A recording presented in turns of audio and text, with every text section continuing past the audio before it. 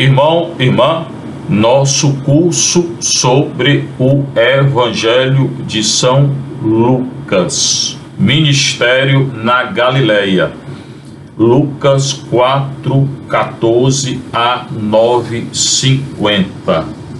Hoje, iniciando o capítulo 7, cura do servo de um centurião. Quando acabou de transmitir aos ouvidos do povo todas essas palavras, entrou em Cafarnaum. Que palavras o Senhor estava transmitindo? Recorde a aula anterior. Ele falou que não adianta chamá-lo de Senhor, Senhor, e não colocar em prática os mandamentos da lei de Deus. Então, o essencial para nós é colocar em prática cada dia os mandamentos do Senhor. Nós, católicos, temos que seguir os 10 mandamentos da lei de Deus e os 5 mandamentos da igreja. Se não seguir, é pecado mortal. Tem que confessar. Objetivamente é pecado mortal. Falou das condições do zelo apostólico.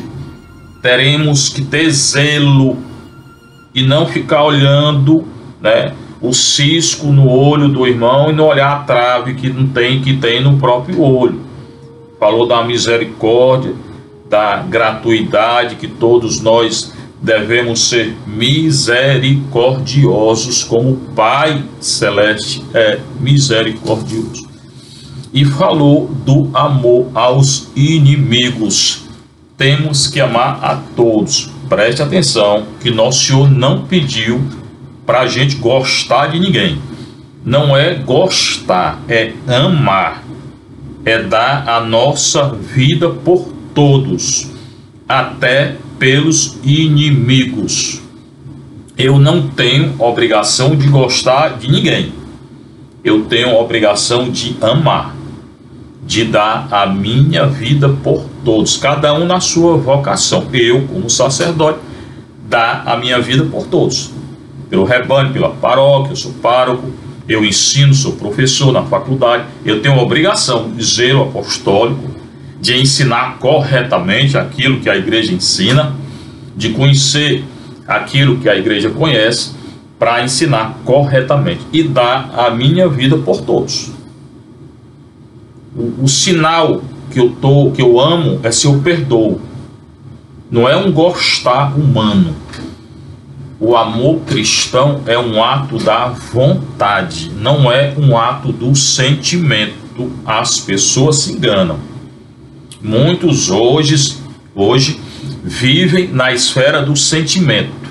Eu gosto disso, eu gosto daquilo, eu gosto daquela pessoa, eu não gosto daquela. Eu não tenho obrigação de gostar de ninguém. Eu tenho a obrigação de amar, de dar a minha vida por todos.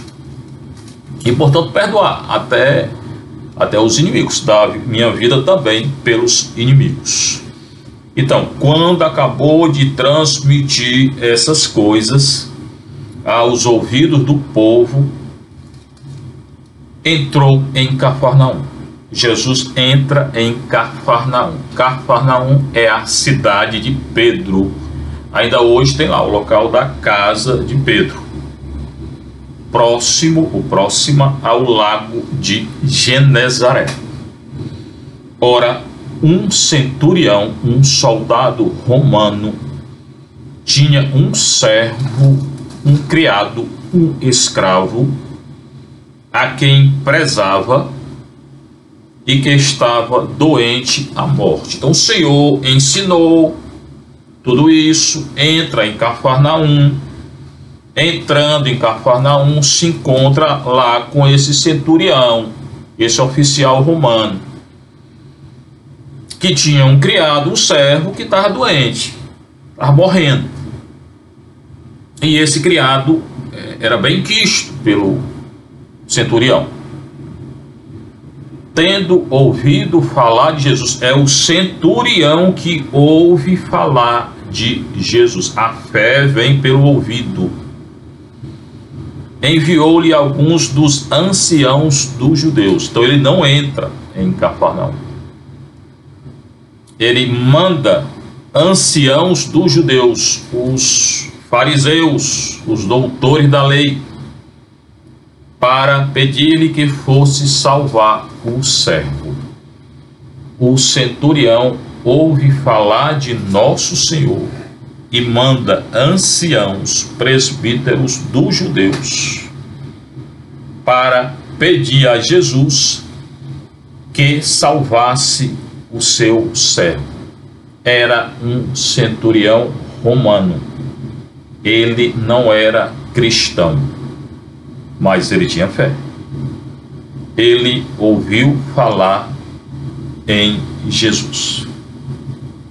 Epei de Eclerosen pantataremata. Depois de falar todas essas coisas, autu estás a coas do laú para o povo, el selten eis Cafarnaum. Cafarnaum, no grego também Cafarnaum, quando acabou de transmitir aos ouvidos do povo todas essas palavras, Jesus entra em Cafarnaum. Ekatontarhu detinos doulos kakos erron emelen teleutan hos en auto íntimos. Então, quando ele entra, um centurião tinha um servo a quem prezava e estava à morte, como vimos. Agora o capítulo 3. Acusas, tendo ouvido falar de peri tu Iesu, tendo ouvido falar de Jesus, a pestelen enviou pros auton para Jesus, presbíteros, anciãos, Tom e Udaion dos judeus, Eroton, Auton, Ropos, Elton, Diassose, Tom, Dulon, Autu, para que Jesus viesse, Elton, Diassose, salvar, Sose, soteria, salvação, Tom, Dulon, Autu, para que Jesus fosse então salvar o seu servo. Manda presbíteros dos judeus, presbitorum tu Iudaium. Estes, os presbíteros, chegando a Jesus, são eles que vão até Jesus. O centurião não vai, segundo o relato de Lucas. Rogavam-lhe insistentemente: ele é digno de que lhe concedas isso. Então os presbíteros foram até Jesus. Roide paragenomenoi proston Iesum, paragenomenoi foram até Jesus, proston Iesum, parecalum auton escudaios legontes rote haxios est ro parexe tudo. Era digno, né? Então que o Senhor atendesse o pedido, né? Porque ele é digno de que Jesus faça esse sinal, faça esse milagre. E nosso Senhor fez muitos sinais e milagres. Claro que o maior sinal e o maior milagre é o perdão dos pecados.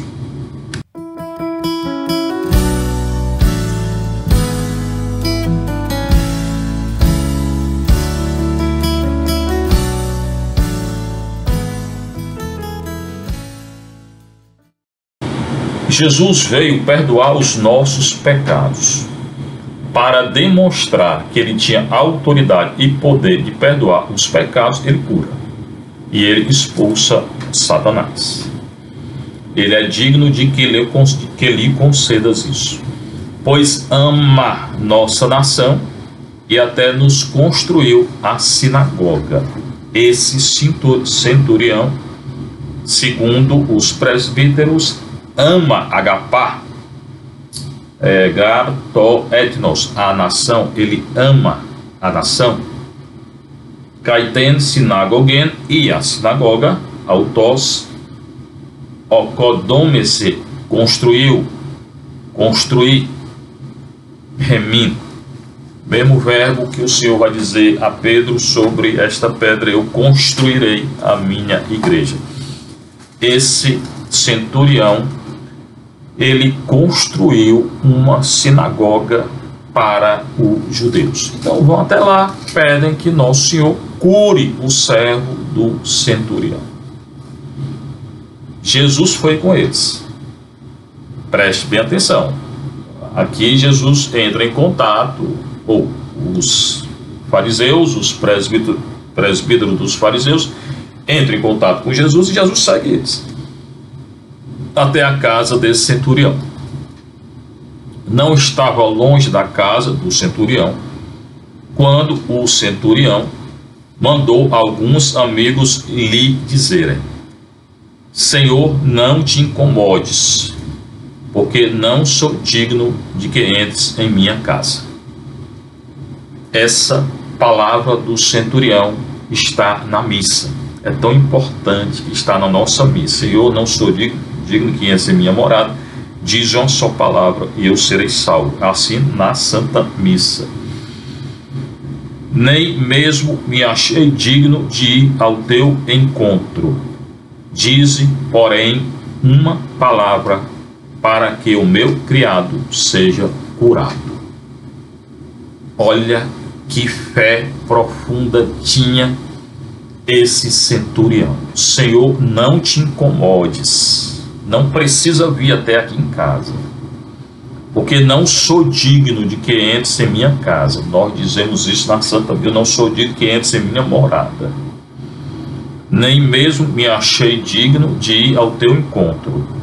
Ele se considera indigno, e é um pagão. Todos nós somos indignos diante do nosso Senhor. Somos pecadores diante do nosso Senhor. A gente não tem dignidade. É o Senhor que nos trouxe, que nos deu a dignidade, que nos fez filho nele. O Pai enviou seu Filho, através do Filho nós nos tornamos herdeiros, co-herdeiros e filhos.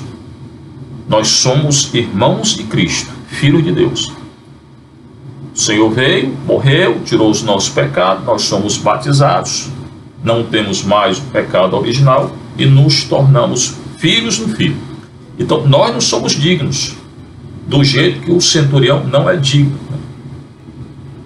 Dize, porém, uma palavra para que o meu criado seja curado. Senhor, não sou digno de que entreis em minha morada, vai dizer uma palavra e eu serei salvo. Assim que nós falamos na Eucaristia. Então, essas palavras da missa são tiradas aqui do Evangelho de Lucas. Mateus tem, e são palavras de um centurião pagão, de um oficial romano. Dize, porém, uma palavra. Jesus, ele é a palavra, o Logos eterno de Deus. Ele que é a palavra, basta dizer uma palavra para que o servo seja curado. Toda cura vem pela palavra. Jesus às vezes toca, às vezes não toca, às vezes entra na casa, às vezes não entra, isso varia, mas sempre fala, é sempre pela palavra. Jesus é a palavra viva de Deus, o Logos eterno do Pai. O Pai também, quando criou tudo, criou pela palavra. Então o Senhor também presente na criação de tudo. Jesus é Deus com o Pai e o Espírito Santo, é um Deus só. Três pessoas, um Deus só. Então, pela palavra de Jesus se manifestará a cura. Por isso que hoje, pela palavra do sacerdote, tem a consagração na Eucaristia. Pela palavra do sacerdote tem o perdão dos pecados. Pela palavra do sacerdote tem a unção dos enfermos, tem o batismo, a crisma, tem a ordenação sacerdotal, tem o matrimônio. É pela palavra. Certamente não é o Padre quem perdoa, é Jesus na pessoa do Padre, persona Christi. Mas é sempre pela palavra. Não esqueçamos disso. Toda cura e perdão dos pecados vem pela palavra. Diz, porém, uma palavra para que o meu criado seja curado. Pois também eu estou sob uma autoridade e tenho soldados às minhas ordens. Então aqui vai se manifestar essa fé profunda do centurião. E a um digo vai e ele vai, e a outro vem e ele vem, e a meu servo faz isto e ele o faz. Qual é a fé desse centurião? Eu sou também subordinado, eu tenho que obedecer. O centurião tem um superior e ele tem inferiores. Quando ele manda a um criado, a um servo, a um soldado fazer algo, ele tem que fazer. Quando ele manda, quando ele ordena pela palavra. Então essa é a fé dele. Do jeito que quando ele ordena a um subalterno, a um inferior, para que obedeça e ele obedece, se o Senhor ordenar a cura, falar pela palavra, se o Senhor curar pela palavra, o servo ficará curado. Essa fé do centurião é uma fé muito simples, meus irmãos.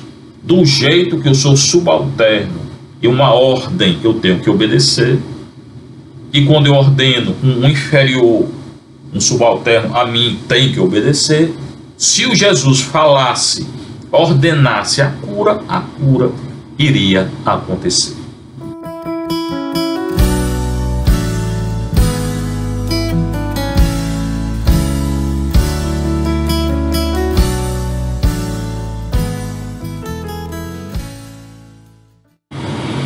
Essa é a fé profunda desse soldado romano, desse oficial romano, desse centurião. Do jeito que eu ordeno pela palavra e eles têm que obedecer tu pela palavra, não tem que entrar aqui em casa. Se tu disseres daí que o servo ficará curado, ele ficará curado. Uma fé simples, mas muito profunda. Ah, se a gente tivesse essa fé desse centurião. Ao ouvir tais palavras, todo esse conto aqui, toda essa narrativa, contos de narração, é um fato histórico. Todo esse fato histórico gravita em torno da palavra. A palavra de Jesus, a palavra do centurião. Ao ouvir tais palavras do centurião, Jesus ficou admirado. Raramente Jesus se admira de algo. Ele se admira das palavras do centurião, da fé do centurião.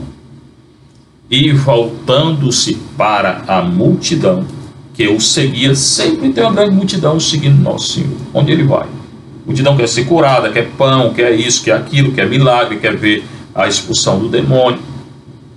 Quando o mais essencial é o perdão dos pecados e a comunhão. Ainda hoje, muita gente corre para missa de cura, missa disso, daquilo. Toda missa é cura.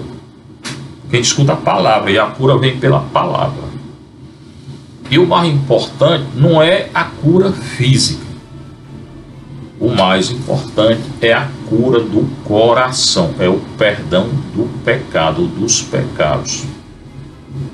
A maior cura é a confissão.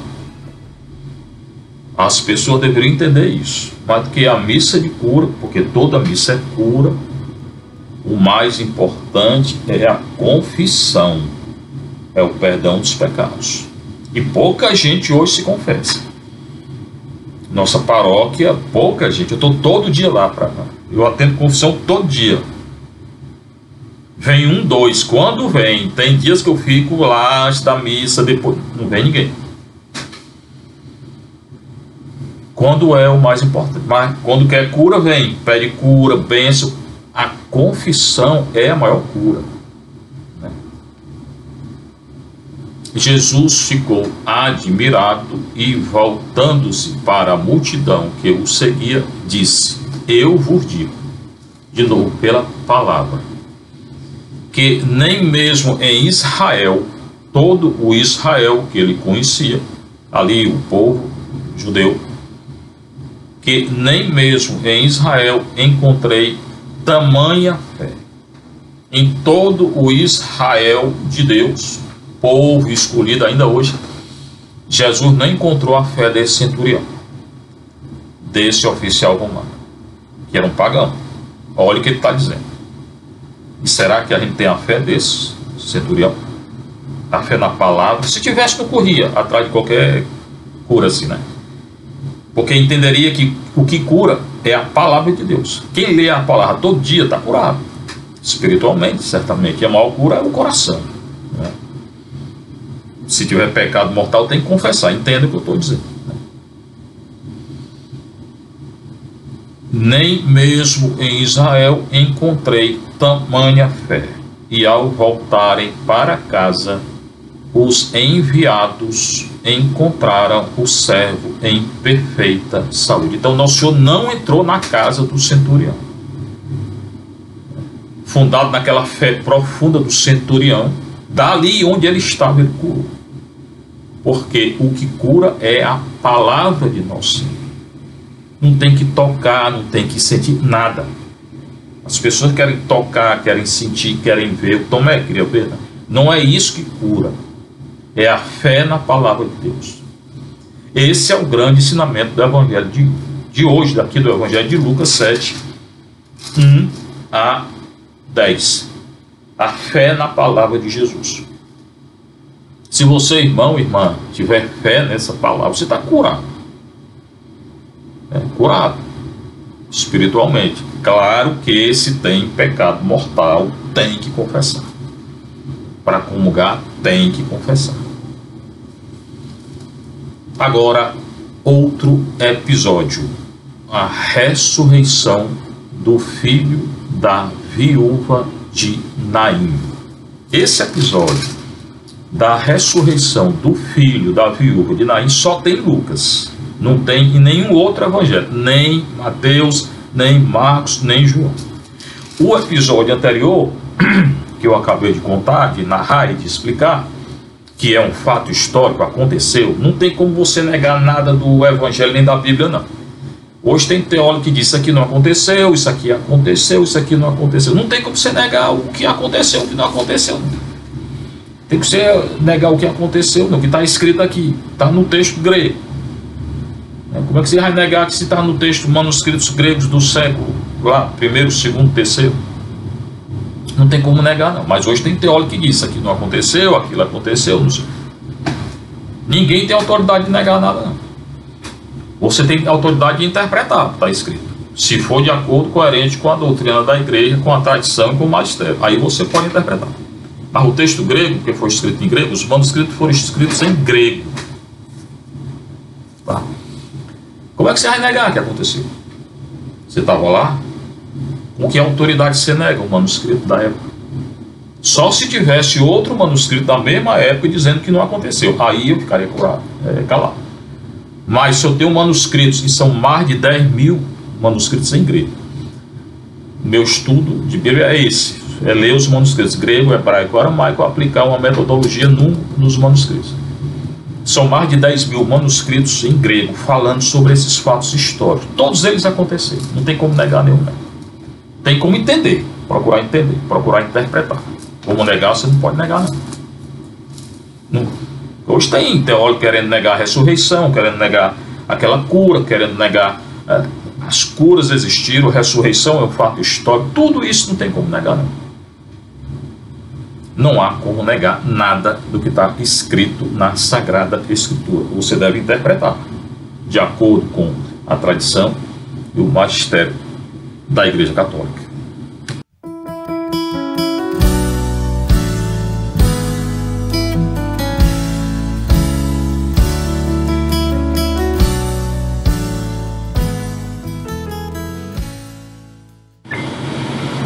Ressurreição do filho da viúva de Naim. Ele foi em seguida a uma cidade chamada Naim. Seus discípulos e numerosa multidão caminhavam com ele. Versículo 11. Então saiu dali, estava indo ao encontro da casa do centurião, não entrou na casa, curou a distância, sai dali e então cai Egenetor, ento hexes eporeute Espolen Kalumenen Naim, sai dali e se dirige a uma cidade. Espolen, para uma cidade, Kalumenen, chamada Naim. Kai Sineporeonton, autor Rai Matetai, e se reuniram em torno a ele, o Matetai, os discípulos. Matetai autor, Kai Orlos Polis, e numerosa multidão. Então ele sai dali, vai a uma cidade chamada Naim, e em torno dele andavam com ele, estavam em torno dele, em volta dele, os seus discípulos. Eram mais de 70, segundo Lucas, 12 apóstolos, mais de 70 discípulos e numerosa multidão. Ao se aproximar da porta da cidade, muito importante quando ele fala da porta da cidade. Na Judéia, no Antigo Israel, no Antigo Testamento, eles julgavam tudo na porta da cidade. Era onde o juiz se sentava para julgar. Então era um local muito importante. As portas das cidades. E também como proteção. Jerusalém é circundada de portas, né? Pórticos, portas, que eram fechadas para que o inimigo não entrasse. Então as portas das cidades no Antigo Testamento eram muito importantes, tanto para o juízo, para o julgamento de casos, como para a defesa. Ao se aproximar da porta da cidade, porque em geral as cidades eram circundadas, né, para proteção, coincidiu que levavam a enterrar um morto. Chegando na cidade, na porta logo da cidade, estavam levando, né, um morto, filho único de mãe viúva. Morto, filho de mãe viúva. E grande multidão da cidade estava com ela. Recorde que Lucas insiste sobre isso. Grande multidão, seguiu Jesus, grande multidão em torno desse enterro. Grande multidão dos discípulos. É um fato, é um dado do Evangelho de Lucas. Então, se aproximando da porta da cidade, na hora levavam a enterrar um filho morto, que era filho de uma viúva lá da cidade. E grande multidão estava lá. O Senhor Jesus, ao vê-la, verbo ver, ficou comovido. Também é característica de Lucas. Jesus se comove. É a natureza humana de Jesus. Jesus é todo homem e todo Deus. Natureza humana, natureza divina, e como substância é Deus com Deus. Ficou comovido e disse: não chores. Ele já sabia o que ia fazer. A mulher estava chorando, Madalena estava chorando quando foi atrás dele morto. Madalena estava chorando. Madalena estava chorando porque procurava Jesus morto. Ele não estava morto, ele estava vivo. Aí confunde ele com o jardineiro. Depois se alegra. Não chores, diz Nosso Senhor para essa mulher aqui. Depois, diz isso, aproximando-se. Aqui ele se aproxima. Olha a diferença. Na cura anterior, ele cura à distância. Aqui ele se aproxima. Tocou o esquife lá onde estava o morto. E os que o carregavam pararam. Aqui ele fala com a mulher. Lá ele não falou com o centurião. Ele se aproxima, lá não, cura à distância. Toca o esquife lá onde está o morto. E os que o carregavam pararam.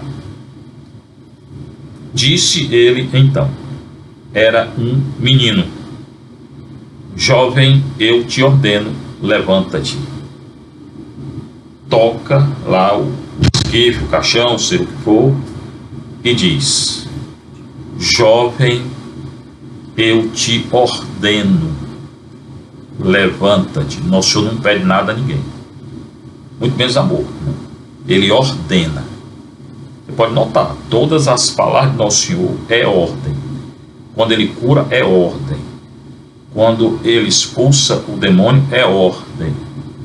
Quando ele chama os discípulos, é ordem. Nosso Senhor ordena. Pela palavra, ele ordena. A gente tem a tendência de não querer obedecer, consequência do pecado original. Tem que obedecer a Nosso Senhor. porque ele ordena, ele não pede.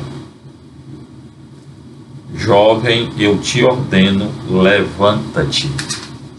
Olha, o menino morto, jovem morto, né? Ele toca lá o esquife e diz: jovem, eu te ordeno, levanta-te. Neanisque, jovem.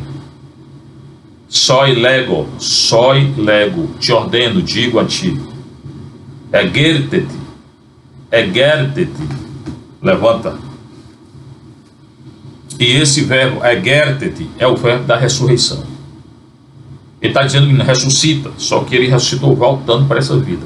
É o verbo da ressurreição. Quando o nosso Senhor ressuscitar, o verbo é esse, erguer-te, ressuscitou. Jovem, eu te ordeno. Neanias é o jovem. Erguer-te, levanta-te. E o morto sentou-se e começou a falar. Sinal de que estava vivo. O morto não fala, né? Ele se senta, né? E Jesus o entregou à sua mãe.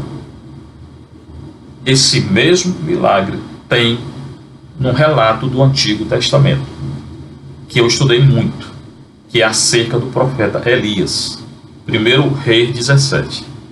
Tinha uma grande carestia em Israel, ele foi se refugiar no local, lá o Senhor alimentou ele, deu água, acabou a água, mandou ir a uma cidade de Sarepta, na Sidônia. Lá encontrou uma viúva, ficou na casa dela, tinha pouca coisa para comer, pouco pão, mas nunca faltou pão, porque Elias fez o milagre do pão, óleo e farinha. E aí morreu o filho dessa mulher, era viúva lá e é viúva aqui.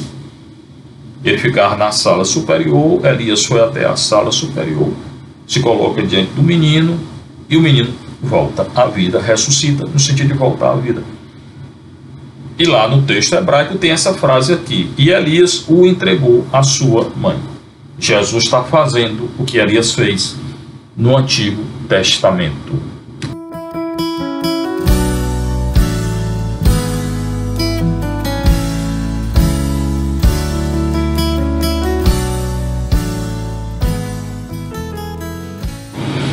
Isso significa que Elias é figura de Jesus, figura do que há de vir. E também significa, e a gente consegue entender, que quando Jesus estava morrendo na cruz, eles confundiam Jesus com Elias. Também durante a vida pública de Jesus, eles diziam: será que esse não é Elias que devia vir? Porque Elias tinha sido arrebatado ao céu, então eles pensavam que Jesus era o Elias que devia voltar. Por quê? Porque ele fez os sinais que Elias havia feito no Antigo Testamento.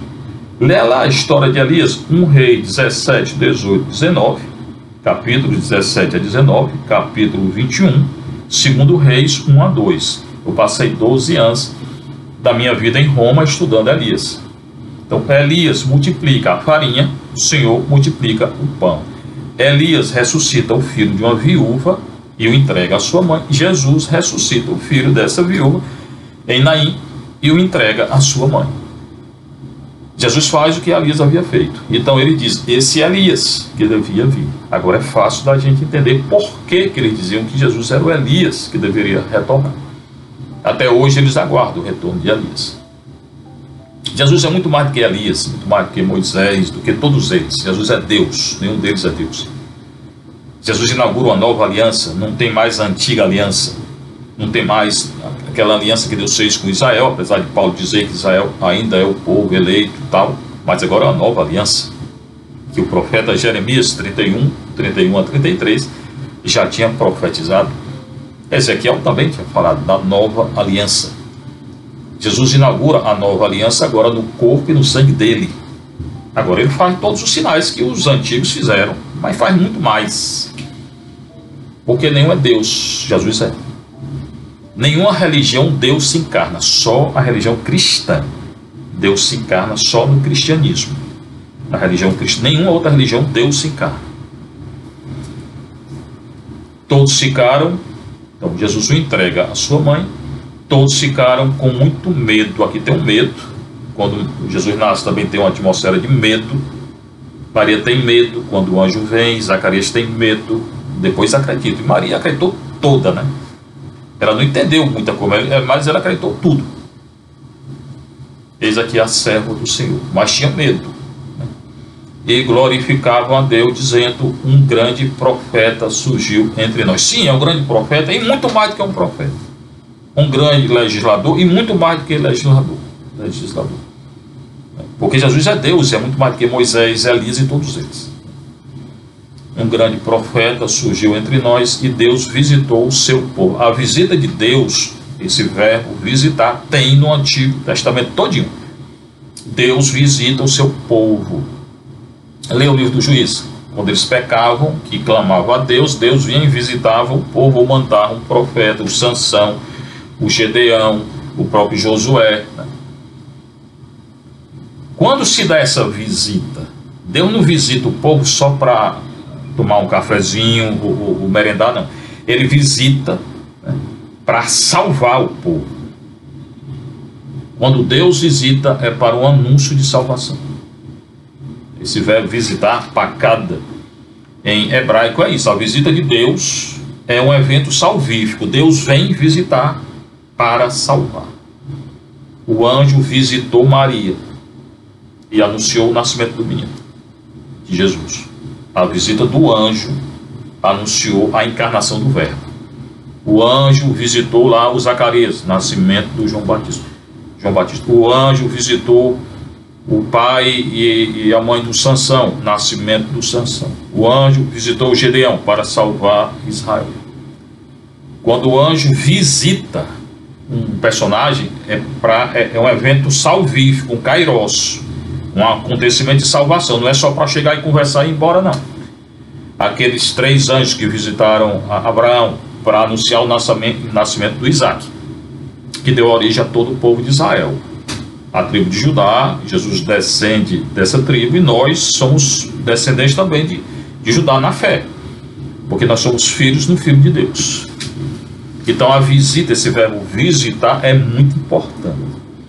Um grande profeta surgiu entre nós, e Deus visitou o seu povo. Até hoje Deus visita o seu povo. Tem muita mensagem hoje, mensagem de Fátima, alertando ainda contra uma guerra. Devemos rezar, estar em clima de oração, de penitência, porque tudo aquilo que Nossa Senhora falou em Fátima, em Lourdes, La Salete, Garabandal e outras, Akita agora no Japão, são profecias importantes, mensagens importantes. Tem outras ainda que precisam ser reconhecidas, mas são importantes.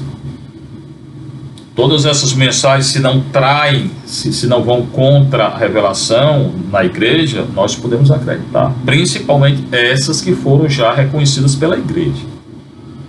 O mundo hoje está num momento muito difícil. O mundo hoje está muito afastado de Deus. A mensagem de Fátima, Lourdes, La Salete é muito atual. Hoje. Mensagem de conversão. O mundo precisa de conversão, e nós também. Confissão, oração, adoração, missa, caridade, jejum, leitura da palavra, liturgia das horas. O mundo precisa se converter, porque senão virão castigos. É o que Nossa Senhora disse. E foi reconhecida pela igreja, né? Então a visita do povo, como a visita de Nossa Senhora nessas aparições, né, mensagens, é muito importante. São muito importantes.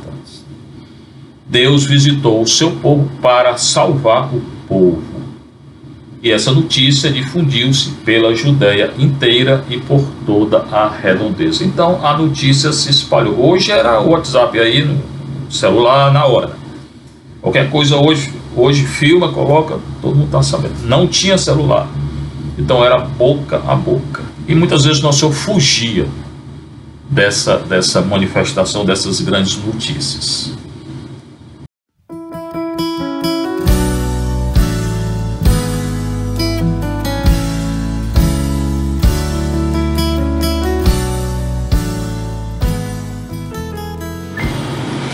Então, depois que Nosso Senhor ressuscita, né, o verbo da ressurreição é gerto, de voltar, é a ressurreição, é voltar à vida, né? Aqui ele volta a essa vida. Nosso Senhor, quando ressuscitará, ele já não volta para essa vida, ele ressuscita, ele aparece aos discípulos, né? Mas ele está no céu, né? Mas a ressurreição também é a ressurreição do corpo, da alma e do espírito. Não é só a alma. Tem gente que diz que eu vi uma alma, não viu nada. Porque quando ressuscita não é só a alma, é corpo, alma e espírito. A ressurreição é do corpo, da alma e do espírito. Tanto que Jesus comeu com os discípulos. João 21. Comeu pão e peixe. Né? Então a ressurreição, uma alma não come nada. Então a ressurreição é do corpo, da alma e do espírito. E essa é a nossa fé, o credo. Creio na ressurreição da carne. Jesus ressuscitou todo, corpo, alma e espírito. E nós também. A ressurreição não é só da alma. Agora, pergunta de João Batista e testemunho que ele presta a Jesus. Depois desse fato e dessa cura, os discípulos de João informaram, disseram a João de tudo isso. João, chamando dois deles, João Batista tinha discípulo com ele. Fala-se que João Evangelista e André eram discípulos de João Batista. E fala-se também que eram próximos de um grupo religioso da época. Né? João, chamando dois deles, enviou-os ao Senhor perguntando: és tu aquele que há de vir, ou devemos esperar outro? O grupo religioso dos essênios. És tu aquele que há de vir? Porque os essênios moravam no deserto, em penitência, então eles pouco aproximam João dessa atmosfera dos essênios, ou que os essênios também viviam uma vida de penitência, de oração, esperando o final dos tempos. João chama dois discípulos, né? O discípulo dele souberam de tudo isso que Jesus estava fazendo, curando pela palavra, curando o servo do centurião, curando, ressuscitando o filho da viúva de Naim. João chama dois dos discípulos dele que viram tudo isso, ou escutaram, enviou-os ao Senhor perguntando. Aí João então vai enviar seus discípulos a Jesus. És tu aquele que há de vir, ou devemos esperar outro? Isso significa que João não tinha muita clareza acerca de Jesus, do que Jesus estava fazendo. Ou que João esperava um messianismo diferente. Provavelmente esperava um messianismo político de Jesus, que Jesus viesse libertar Israel politicamente. Jesus não veio. Jesus não veio libertar politicamente ninguém de nada. Jesus veio perdoar os pecados de todo mundo que queira ter os pecados perdoados. Ele não força, mas todo aquele que pedir perdão será perdoado. Se converter, será perdoado. Mas não é a libertação política, que talvez João pensasse nessa libertação política. Israel estava escravizado pelos romanos. Eles queriam a libertação política de Israel, e Jesus não veio libertar Israel politicamente. Veio perdoar os pecados de todos. Primeiro da casa de Israel, mas os pecados de todos. Esse episódio nós iremos estudar na aula seguinte. O Senhor esteja convosco. Bênção de Deus Todo-Poderoso, o Pai, o Filho e o Espírito Santo. Que a alegria do Senhor seja a nossa força. Fiquem em paz com o Senhor e com Maria.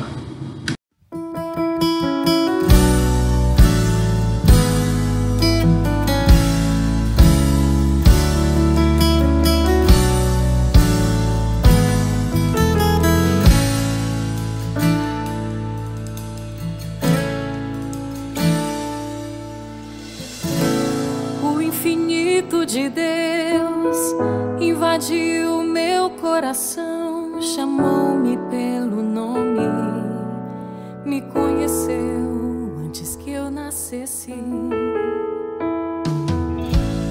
O infinito de Deus nasceu de um